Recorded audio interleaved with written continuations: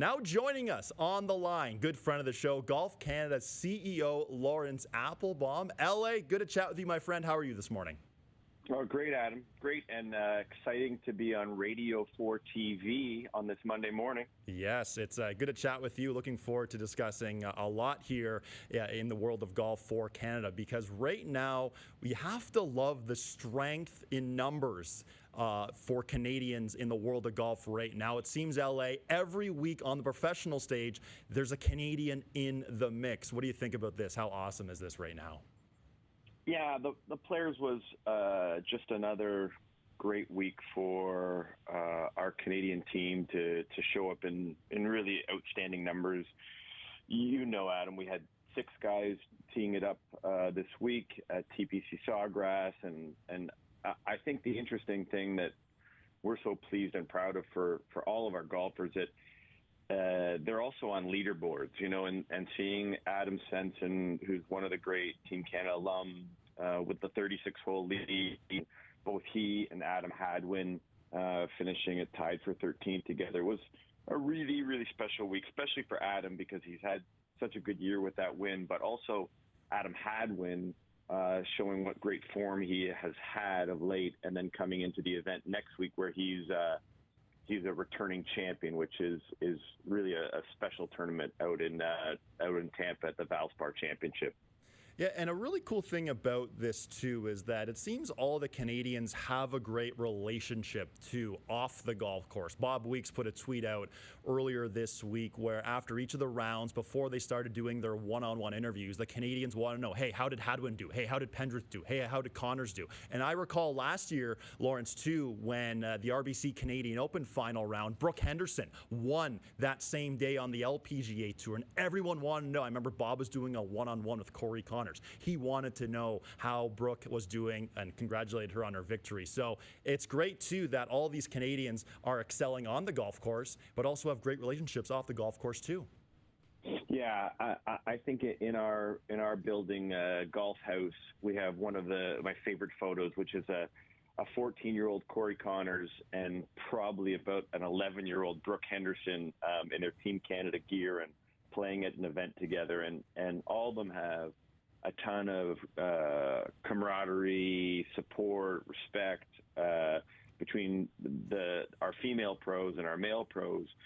But also, as you said, Adam, some of the magic of being a professional athlete and in particular professional golfer is everything that kind of goes on maybe outside the ropes and outside the field of play, and they have people to be with. They have good teams around them. They can lean on each other for support. And then you get to a week like at the Players and you see 4 of them playing a practice round together and so loose and so focused on the task at hand. You know, they're teaching each other, they're leaning on each other, and also having our national team coach out there, Derek Ingram, who also works with both Taylor Pendrith and Corey Connors. It's really special. And I think each week it's exciting to look up and follow a Canadian flag, and we're very proud of all of them. They're having amazing success right now. And on the PGA Tour, 4 Canadians inside the top 50 in the FedEx Cup standings. That is very impressive to see. Now, we've mentioned Brooke Henderson, too. And, of course, what does she do? She goes on and wins her first start of 2023. She is so amazing to watch. How impressed have you been on Brooke Henderson's continuing success on the LPGA Tour? Well, I think it's such a phenomenal athlete, and in Brooke that you see, she went through. She had a great off season, and then she comes out and wins her first event, which was a really special event in Florida, the Hilton Grand Vacations. And then, you know, she was about to tip it off in about 2 weeks in Arizona at the next event. And what we're looking forward is seeing what's in the pipeline, Adam. It's really exciting that the competitive fabric in the game, and sometimes it's one of the things our Team Canada, our high performance team really works on, is giving all these young talents and these young golfers these opportunities to play competitive golf, to experience the every stair step along the way. You know, along with our national team coaches, our program, we have this lofty goal of having 30 Canadians on the PGA and LPGA tour by 2032, and that's about double of what we have today. So, as we often will say, and you'll hear Kevin Blue, our chief sport officer, say, we know these humans exist, and now we're going to work with our coaches and training and processes to get these people on the tour, because it's a source of pride for everyone who plays the game to see our men and women, our boys and girls playing so well on an international stage.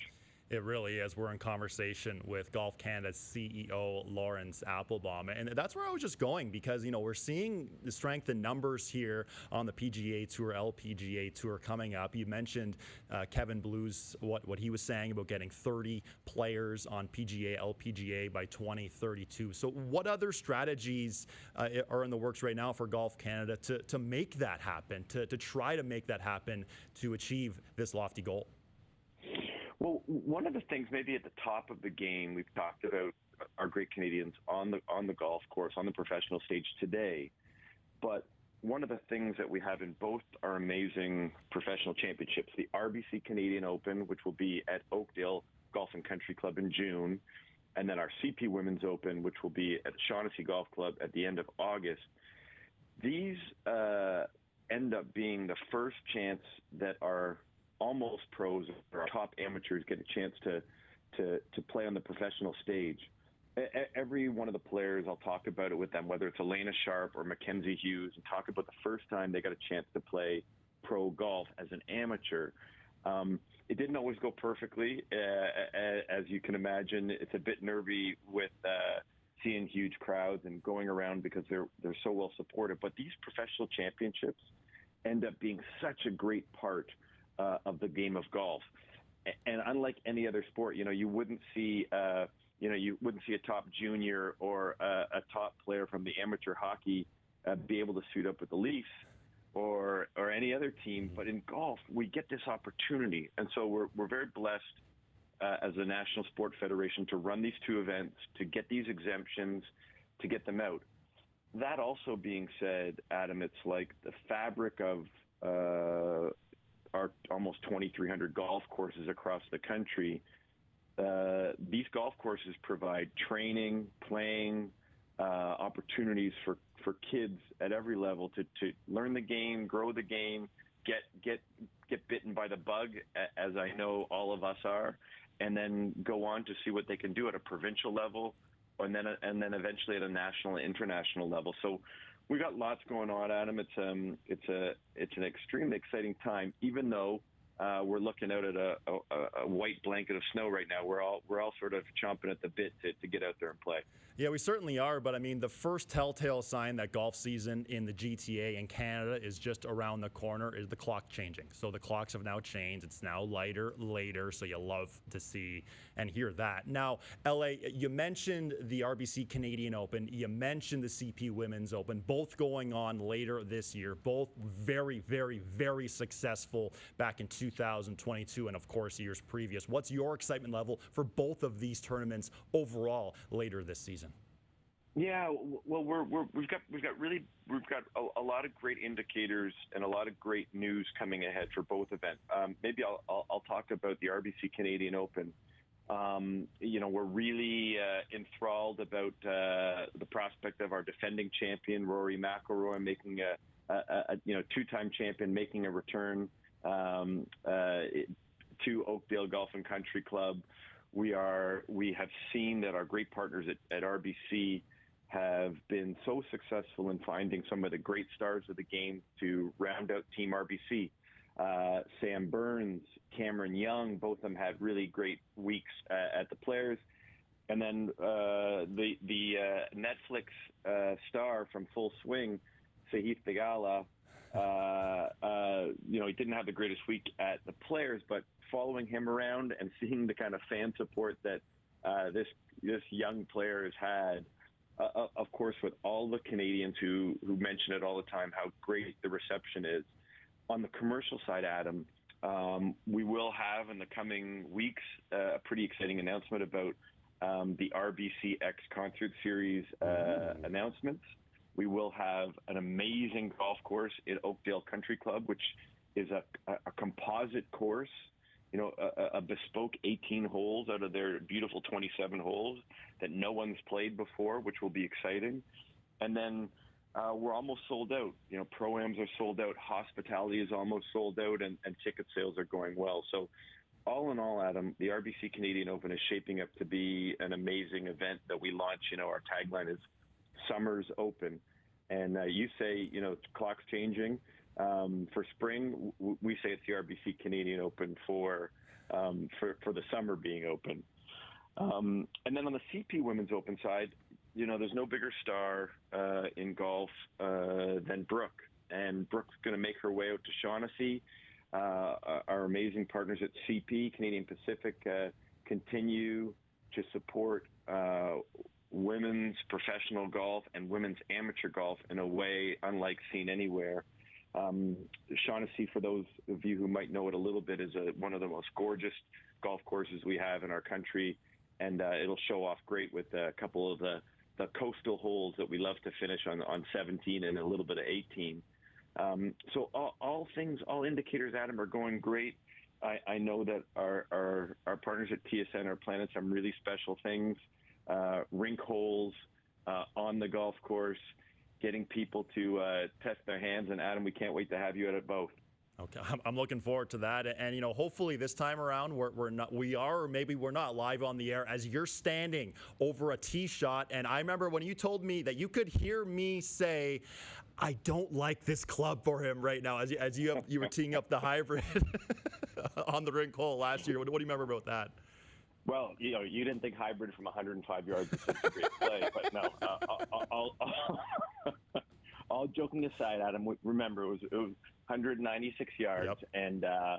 and I would say that it wasn't in totality the greatest day for me on the golf course. I had Brian Hayes and the O-Dog Jeff O'Neill with me, and both of them were playing really well. But I did have my shot of the day with you in my head, and that was probably my crowning moment for the week that I could go back on. So thank you for reminding me that, under the gun, I might still have it once in a while, and we'll get into us golfing together in a couple minutes here. We're in conversation with Golf Canada CEO Laurence Applebaum. And at LA, I have to ask you, because, many Canadian fans tuning in to Golf Talk Canada, they've seen these designated events, and they're seeing the strength of fields in these events, and they're thinking, hey, the RBC Canadian Open isn't a designated event. What can we expect? Commissioner Jay Monahan spoke with our Bob Weeks earlier at TBC Sawgrass, and he said the following: the RBC Canadian Open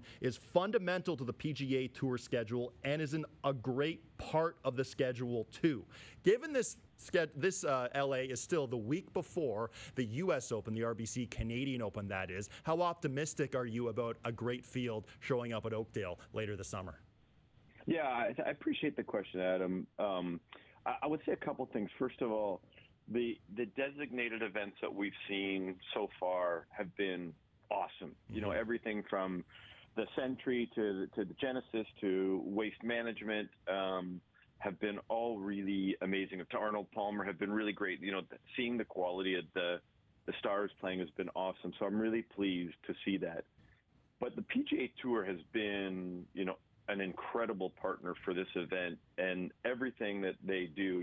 Jay would say it both in press, and he met with our team and myself a number of times, and they think about the RBC Canadian Open. They think about how successful it's been and how they can support that. They think about how important the Canadian golf market is to the PGA Tour.